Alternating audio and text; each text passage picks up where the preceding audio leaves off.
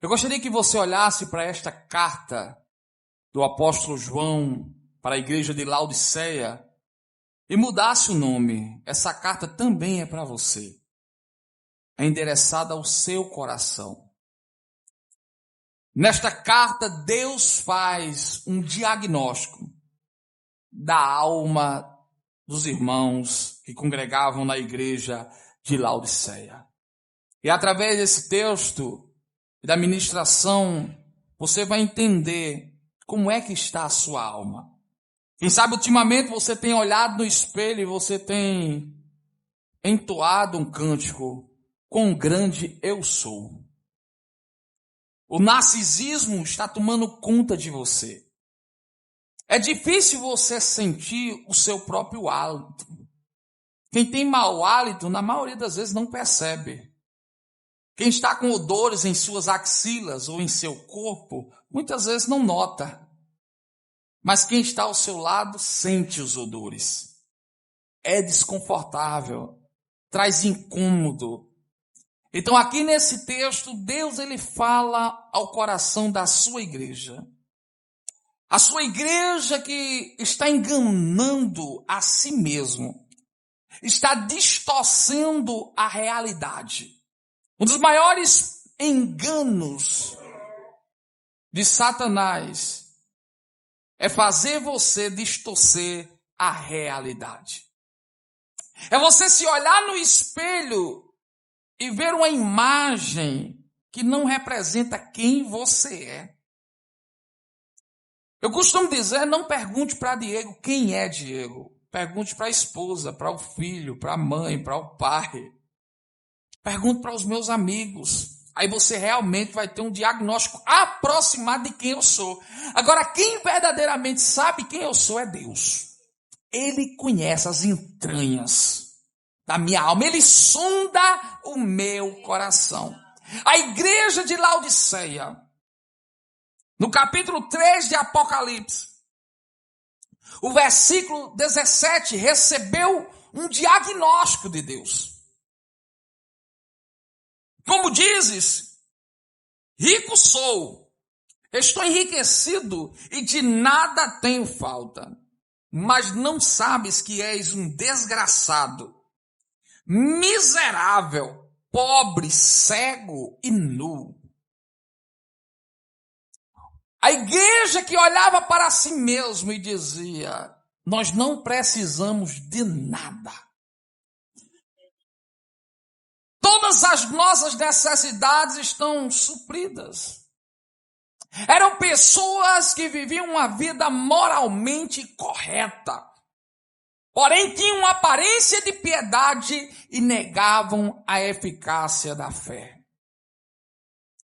Você pode mentir e transparecer a piedade para quem lhe cerca, mas Deus sabe o que está no seu coração. Deus sonda os seus pensamentos. Antes mesmo que você abra a sua boca, Ele sabe o que você está pensando. E nesse texto, Deus chama a sua própria igreja de desgraçada. É uma palavra pesada. Imagina eu chegando para você e dizendo, irmão, você é um desgraçado. E o que é uma pessoa desgraçada? É uma pessoa que está em desgraça, em ruína, em fracasso, em desonra. Essas são as características de alguém que é desgraçado. E o texto continua, vocês são miseráveis. Vocês são pobres, vocês pensam que são ricos, mas vocês são pobres. São cegos e não conseguem enxergar um palmo à sua frente. Vocês estão despidos, as pessoas estão vendo a sua nudez. Você não percebe, irmão, mas você está rodeado de uma grande nuvem de testemunha. E as pessoas olham para você e elas conseguem enxergar o que você não consegue. As suas atitudes, a sua truculência, as palavras torpes que saem da sua boca. As brincadeiras com segundas intenções, com um duplo sentido. As pessoas conseguem notar a sua essência, porque a boca fala do que o coração está cheio.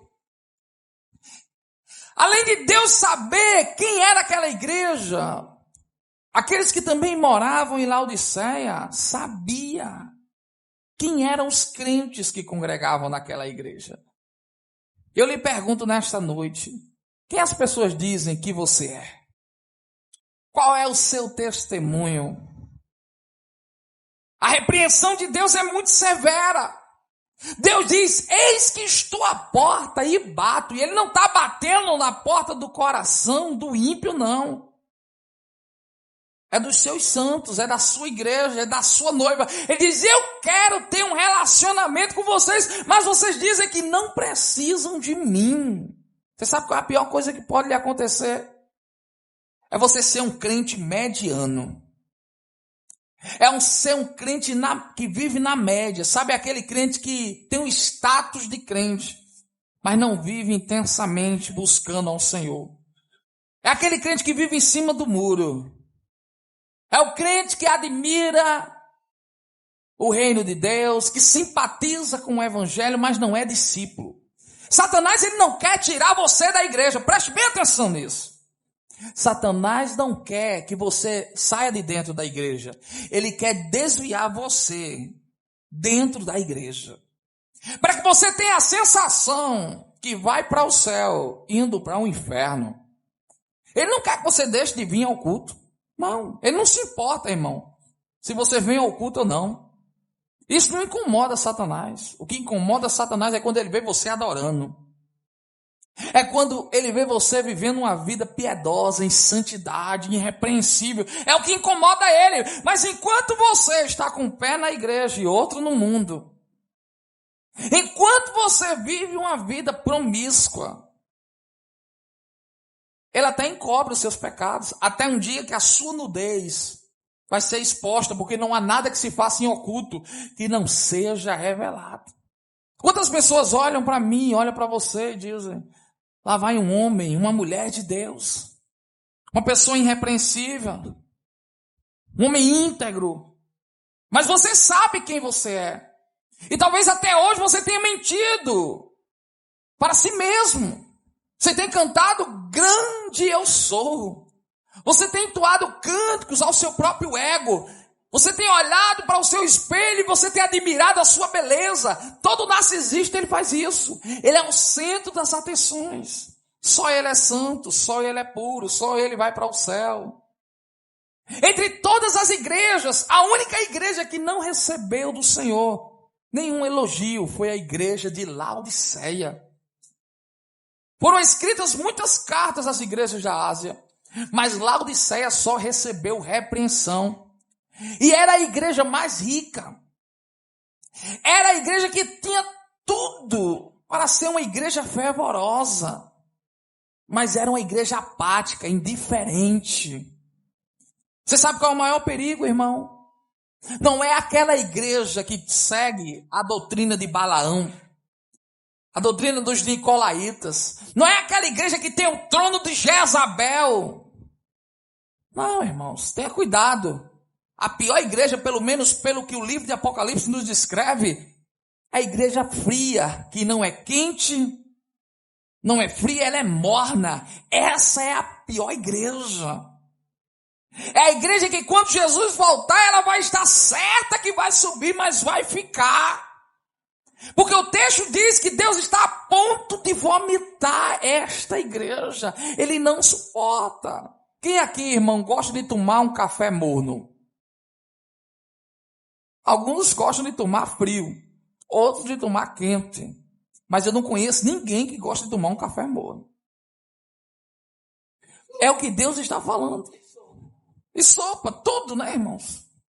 É o que Deus está falando sobre essa igreja.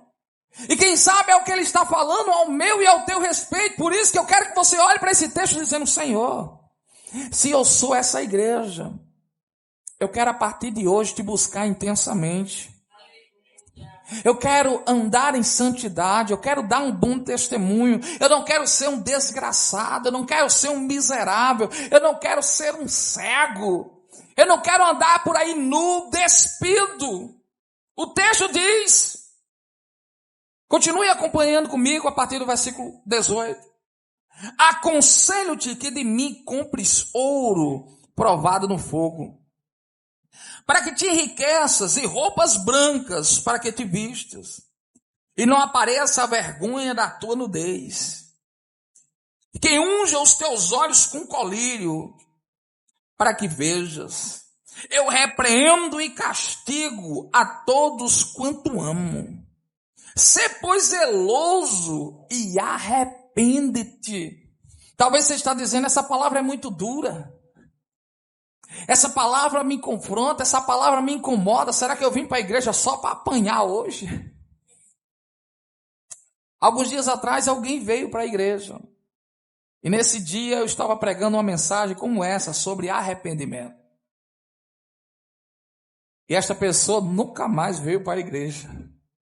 E ela disse, eu custo ir para a igreja, é difícil eu ir. Quando eu vou, o pastor está pregando contra os meus pecados. Está me incomodando. Muitas pessoas já chegaram para mim e disseram, pastor, olha, se o senhor continuar pregando contra estes pecados, eu vou ter que sair da igreja, porque eu não me sinto bem. Todo mundo sabe o que eu estou fazendo. Eu disse para esta pessoa, disse, olha, meu irmãozinho, eu lhe amo, mas eu não posso deixar de pregar a palavra. Eu lembro que esse irmão saiu e com ele levou muitas pessoas. Houve uma grande rebelião dentro da igreja. Pensava ele que eu ia baixar a cabeça e ia dizer, não, irmão, volte que eu não vou mais pregar sobre fornicação. Ele estava na prática da fornicação, tendo relações sexuais antes do casamento, praticando o pecado deliberado. Eu dizia, irmão, você não pode tomar a Santa Ceia. Ele dizia, eu posso, pastor, porque Deus me entende. Eu digo, não, meu irmão, se você tomar, você vai tomar para a sua própria condenação. Você não é casado com esta mulher. Você está escandalizando o evangelho. Ele disse, pastor, na próxima vez que o senhor pregar sobre fornicação na igreja, pode saber que é o último culto que eu vou estar na igreja. Esse irmão já fazia muito tempo que estava conosco.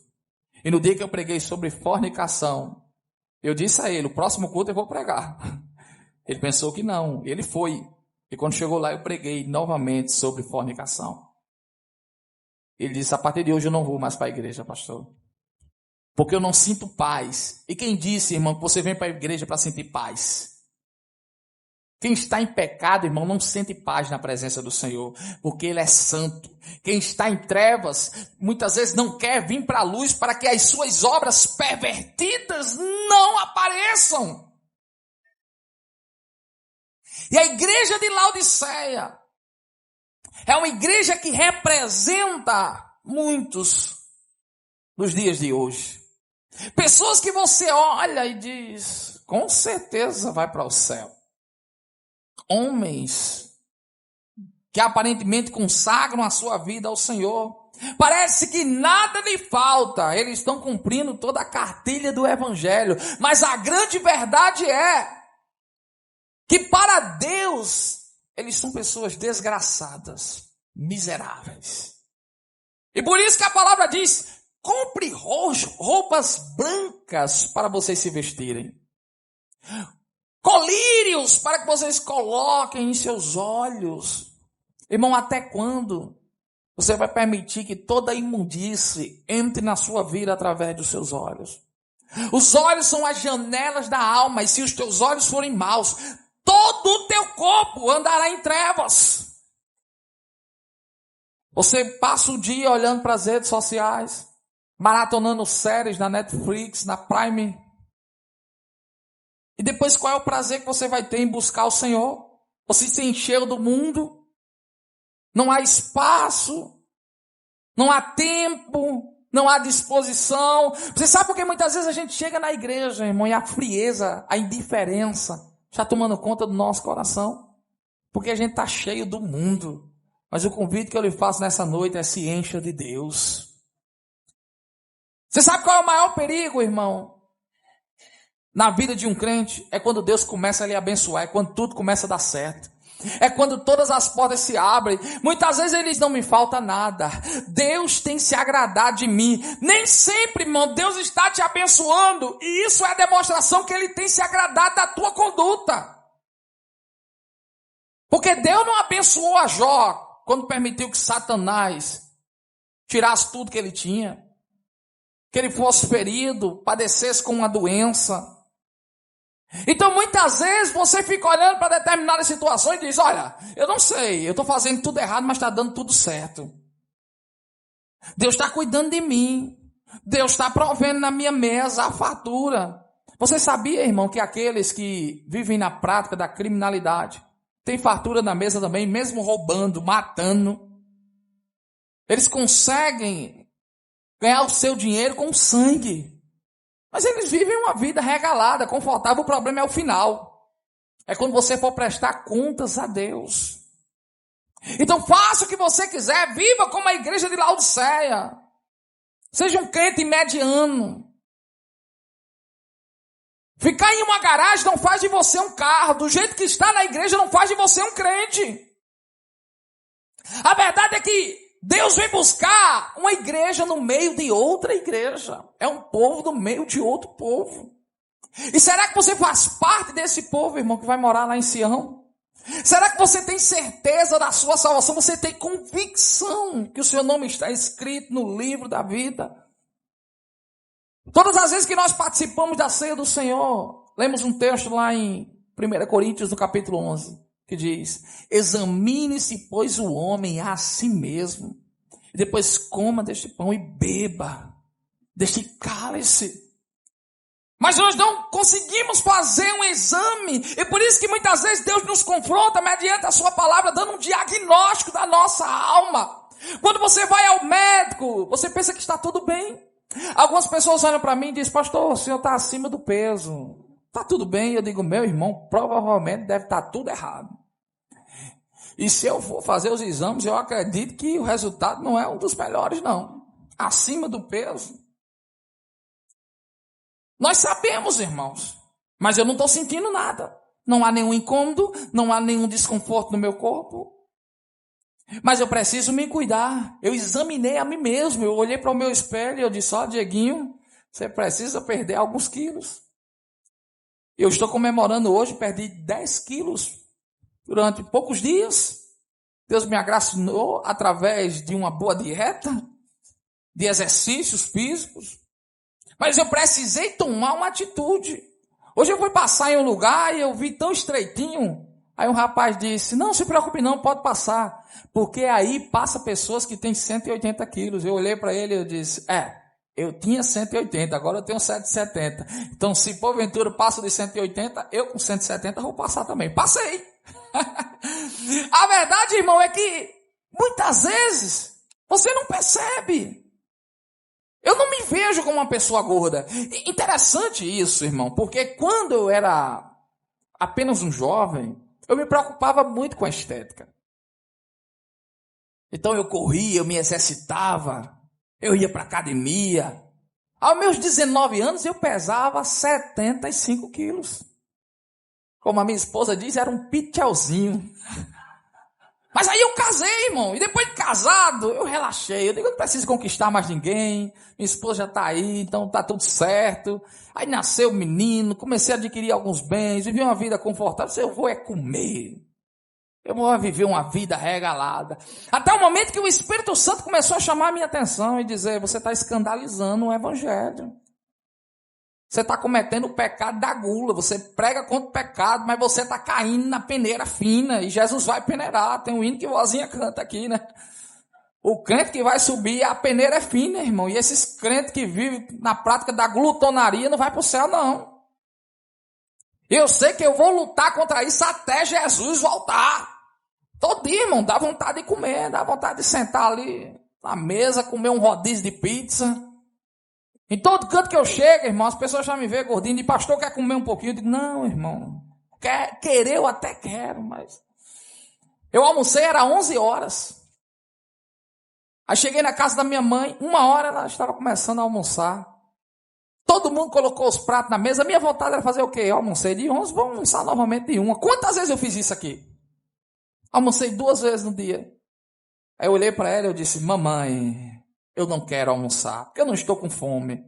Eu sei que a sua comida está muito cheirosa. E ela brincava e dizia, você não vai resistir. Eu digo, pô, sim, mãe. A comida é uma delícia. O seu tempero é maravilhoso. Mas eu quero glorificar o meu Deus. Porque quer comais ou quer bebais, fazei tudo para a glória de Deus. E eu nem comia, nem bebia para a glória de Deus. Eu comia para me deleitar, para satisfazer os prazeres da minha carne. Muitas vezes eu chegava aqui e colocava aquele pote de açaí. Essa casa aqui, irmão, é açaí o tempo todo. Comia que me esbanjava. Aí hoje, todo mundo coloca o pote. Aí eu digo, irmão, coloca aí só uma colherzinha no copinho. Por quê, irmão? O gordo tem que comer menos, os outros até podem comer mais, mas o gordinho tem que dar o exemplo. Aí eu vejo muitas vezes umas pessoas que estão ao meu lado. Rapaz, realmente a gente tem que cuidar da saúde, porque isso glorifica a Deus, isso é longevidade. Sabe, irmão, hoje Deus tem me usado para servir de inspiração para outras pessoas. E daqui a alguns dias vou estar com menos 80 quilos, vou chegar aos 100. Amém, irmão? Você vai orar por mim. Eu vou lutar contra a balança e vou chegar aos 100. Esse paletó já fazia anos que eu não vestia. 10 quilos a menos, coloquei ele. E hoje, olha que coisa linda. Por esses dias eu andei às lojas de João Pessoa tentando comprar um paletó, irmão.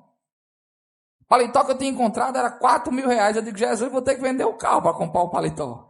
E com o paletó em casa eu não podia usar, porque o paletó já estava pequeno em mim. Eu não conseguia nem entrar no braço, irmão. E agora, um esforço, uma dedicação. Então, o convite que eu faço para você nesta noite, irmão, se posicione diante de Deus.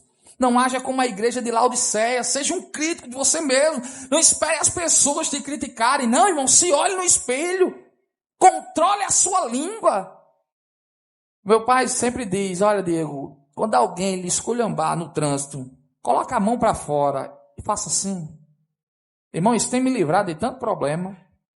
Porque tem as pessoas que estão possessas por demônio, irmão, no trânsito. Vez ou outra tem um que vem do inferno, irmão, para atribular. Aí eu só coloco a mãozinha para fora e faço assim, ó. Que Deus te abençoe, meu irmão. Acabou, irmão. Poderia ter uma briga. Poderia ter um atrito, uma confusão. Se eu dissesse algo que inflamasse. Porque a Bíblia diz que a resposta branda desvia o furor. Mas, irmão, você já vê o negócio pegando fogo. Você vai jogar gasolina em cima? Aí você vai terminar se queimando. Vez ou outra tem alguém se queimando com a própria gasolina que jogou no fogo. Irmão, seja um homem manso. Amém? Deus disse a Moisés, toque na rocha, mas o homem estava... Aí ele feriu a rocha e por causa disso ele não entrou em Canaã. E isso é um sinal para mim e para você. Cuidado com a sua truculência. Cuidado com a sua soberba. Cuidado com a sua arrogância. Que você olhe para a palavra do Senhor e diga, Deus, eu sei que eu não sou perfeito, mas eu quero ser. Eu sei que eu não sou o que deveria ser, mas eu quero que o Senhor me faça um vaso novo. Trabalhe em mim. Me amassa, Senhor. Sabe aquele hino que a gente gosta de cantar? Amassa o barro. A gente fica pensando, Deus amassa os barros lá em casa, que estão tudo troncho, né?